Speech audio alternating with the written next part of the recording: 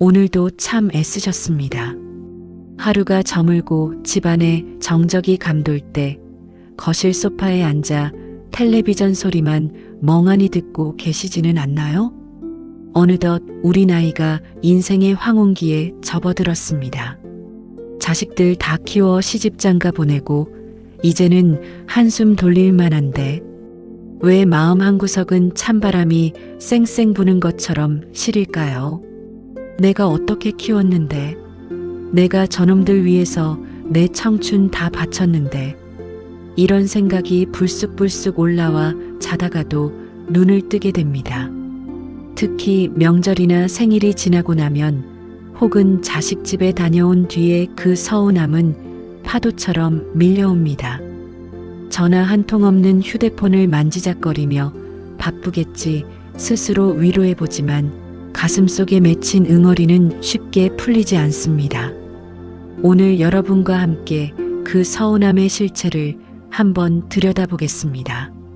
1850여 명의 도반님들과 함께 나누는 이 이야기가 여러분의 시린 가슴을 따뜻하게 데워주는 차 한 잔이 되었으면 좋겠습니다. 끝까지 함께 해주시면 영상 마지막에는 서운함을 씻어내고 노년을 주인공으로 사는 법 3가지를 전해드리겠습니다. 우리는 참 열심히 살았습니다. 보릿고개를 넘기듯 자식들 입에 맛있는 것 넣어주느라 우리는 정작 생선 대가리만 먹고 다해진 속옷을 입으면서도 자식들 옷은 메이커로 사줬지요. 우리 세대 부모님들은 나라는 존재는 없었습니다. 오로지 누구 엄마, 누구 아빠로만 살았습니다. 그런데 말입니다. 자식들이 성인이 되고 나니 우리가 줬던 그 눈물겨운 정성이 가끔은 부도난 수표처럼 느껴질 때가 있습니다. 자식들은 그게 당연한 줄 압니다. 자기들이 잘나서 잘 사는 줄 압니다. 부모가 뒤에서 얼마나 기도하고 피땀 흘렸는지 그들은 10%도 모릅니다. 여기서 서운함이 시작됩니다. 바로 보상심리입니다. 내가 이만큼 했으니 너희도 이만큼은 해야지라는 계산서가 우리 마음속에 있었던 겁니다. 하지만 여러분, 냉정하게 들여다보아야 합니다. 우리가 자식을 키운 건 거래가 아니었습니다. 그 아이가 처음 뒤집기를 하고 엄마라고 처음 불렀을 때, 유치원 재롱잔치에서 엉성하게 춤을 출 때, 우리는 이미 충분한 행복을 보상받았습니다. 그 아이들이 우리에게 주었던 기쁨은 이미 그때 다 정산되었습니다. 지금 자식이 내민 서운한 태도는 그 아이의 인격일 뿐 우리 인생의 실패가 아닙니다. 줄 때는 기쁨으로 주고 나서는 잊어버려라라는 부처님 말씀처럼 이제는 그 계산서를 불태워버려야 합니다. 계산서를 들고 있는 한 우리는 영원히 채권자가 되어 자식의 눈치만 보게 됩니다.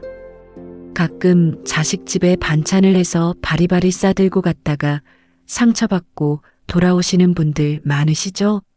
엄마, 이런 거 사 먹으면 돼. 힘들게 왜 해와? 라는 말. 자식은 걱정돼서 하는 말이라지만 부모 귀에는 귀찮게 왜 왔어? 로 들립니다. 청소해준다고 집을 치워줬더니 엄마, 내 물건 어디 갔어? 제발 손대지 말라고 짜증낼 때 그 서운함은 이루 말할 수 없습니다. 내가 지들 편하라고 해준 건데.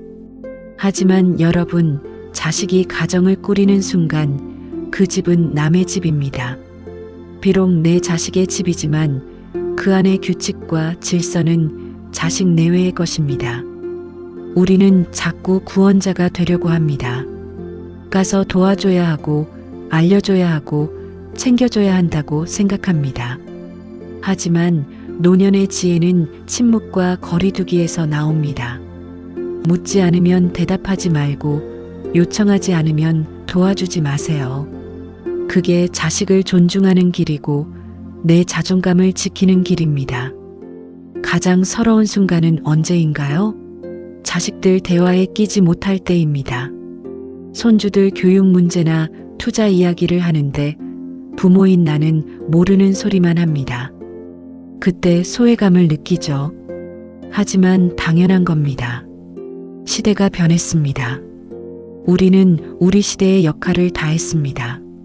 이제 그들의 영역은 그들에게 맡기고 우리는 자식 인생이라는 무대에서 퇴장해 내 인생이라는 새로운 무대의 주인공으로 다시 서야 합니다. 이건 정말 뼈아픈 이야기입니다만 머니마니가 꼭 드려야 할 말씀입니다. 자식들 집 해주고 사업 자금 대주고 손주들 학원비 보태주느라 노후 자금 다 털어주신 분들 계시죠? 내가 이렇게 해주면 나중에 나 늙어서 모시겠지라는 믿음 때문이었을 겁니다. 하지만 현실은 냉혹합니다. 돈이 있는 부모와 돈이 없는 부모를 대하는 자식의 태도는 다를 수밖에 없습니다. 슬프지만 사실입니다. 자식이 악해서가 아니라 사람의 마음이 그렇습니다. 부모가 경제력이 있으면 자식은 조심스러워지고 더 자주 들여다봅니다. 하지만 모든 걸 내준 부모는 자식에게 짐이 됩니다. 효도는 자식이 하는 게 아니라 부모의 재력이 시키는 것이다라는 우스갯소리가 그냥 나온 말이 아닙니다. 자식에게 미리 상속해주지 마세요. 나 죽으면 다 내 거다라고만 하시고 지금은 그 돈으로 맛있는 것 사드시고 친구들과 여행 가세요. 돈은 내 노년을 지켜주는 가장 든든한 지팡이입니다. 지팡이를 자식에게 줘버리고 왜 내가 못 걷느냐고 원망하는 건 어리석은 일입니다. 자식에게 짐이 되지 않는 가장 좋은 방법은 내가 경제적으로 독립해서 꼿꼿하게 서 있는 것입니다. 자식에게 서운함이 밀려오는 근본적인 이유는 내 삶이 비어있기 때문입니다. 하루 종일 자식 전화만 기다리니 전화가 안 오면 세상이 무너지는 것 같습니다. 이제는 관심을 받기 아니라 안으로 돌려야 합니다. 1850명이 넘는 우리 채널 구독자님들처럼 유튜브로 지혜를 배우는 것도 아주 좋은 방법입니다. 혹은 예전에 배우고 싶었던 서예, 노래교실 아니면 매일 정해진 시간에 걷기 운동이라도 시작해 보세요. 나만의 루틴이 있는 사람은 자식에게 연연하지 않습니다. 오늘 내가 해야 할 공부가 있고 내가 가야 할 산책길이 있는데 자식이 전화 좀 안 하면 어떠냐 하는 배짱이 생깁니다. 서운함은 한가할 때 찾아오는 불청객입니다. 나를 바쁘게 하세요. 나를 즐겁게 하세요. 남은 인생은 자식을 위한 보너스 시간이 아니라 신이 나에게 준 진짜 내 인생의 선물 시간입니다. 자식에게 쏟았던 열정의 절반만 나에게 쏟아보세요. 여러분의 얼굴에 다시 꽃이 피어날 겁니다. 부처님께서는 모든 것은 변한다고 하셨습니다. 자식과의 관계도 변하는 게 순리입니다. 품 안의 자식일 때는 내 생명보다 소중했지만 독립한 자식은 이제 귀한 손님입니다.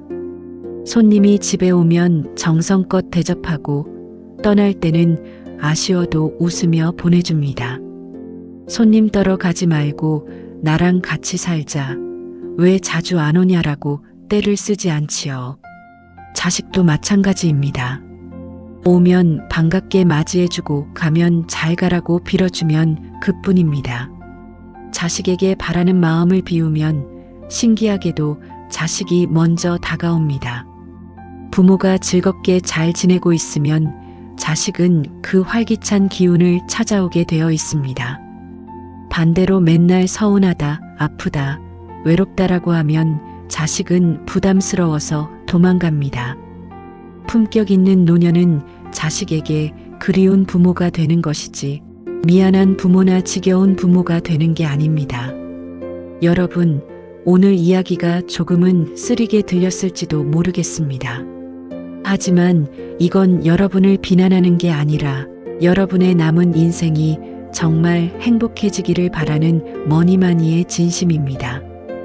우리는 충분히 훌륭한 부모였습니다.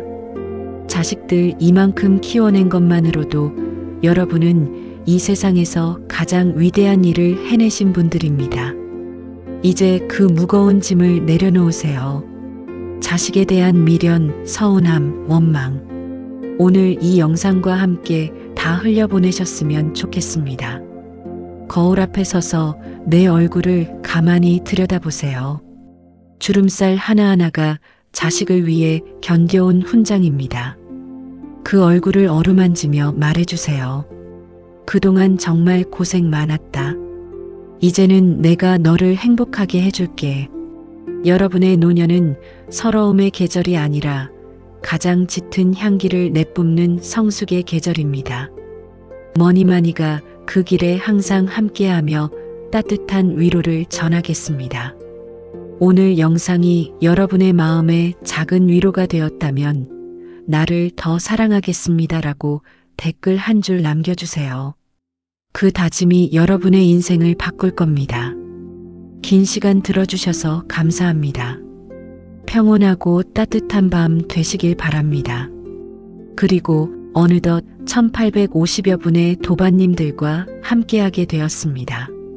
늘 제 부족한 이야기에 귀 기울여 주셔서 감사합니다.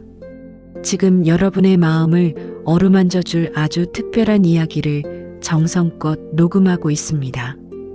기대해 주세요.